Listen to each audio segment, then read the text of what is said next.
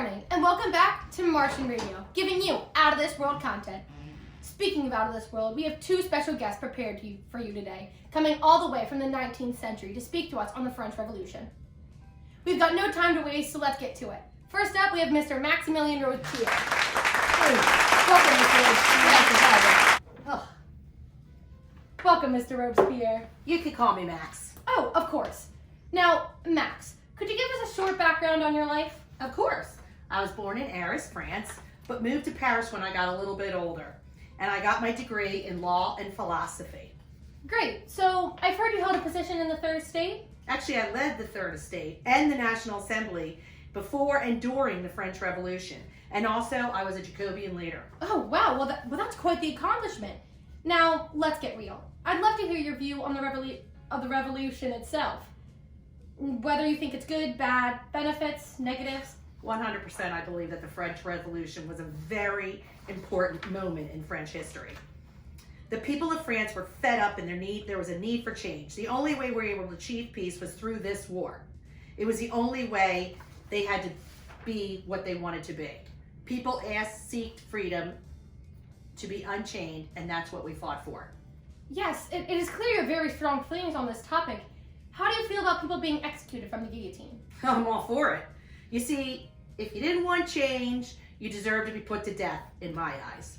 Do you think some people could look at that as being hypocritical? You know, since you started the revolution, so less people would be killed. I mean, you could say that, but I wouldn't agree. They didn't want to be part of our revolution. They didn't want the democratic republic we wanted. Great. Well, thank you for joining us today. It was great talking to you. We're going to take a short commercial break. All right.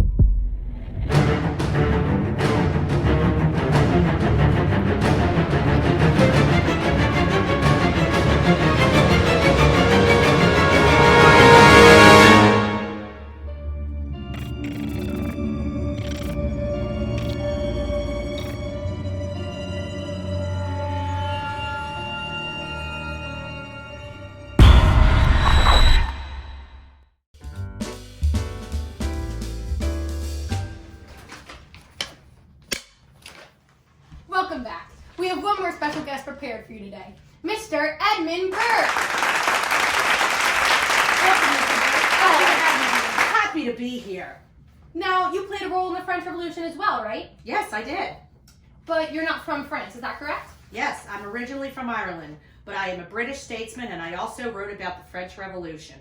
Okay, great. I was wondering what opinions you have on the French Revolution. Honestly, I don't think it's the best way to go about things. I think that the revolutionaries don't know what they're doing. They don't want to hear what anyone have to say. What do you think their goals are? All they keep saying is they want the rights of men, but they don't even know what that really means. In my opinion, they're just acting to act. So, you think they just don't want people's opinions? Yeah, they've already made up their minds and don't want to hear anything else. They don't want to compromise or anything. Well, it was great hearing your perspective on this today. Hopefully we can talk again eventually on this show. Would love that. Thanks for watching. Join us next week where we're going to talk to Eli Whitney himself on the Industrial Revolution and the cotton gin.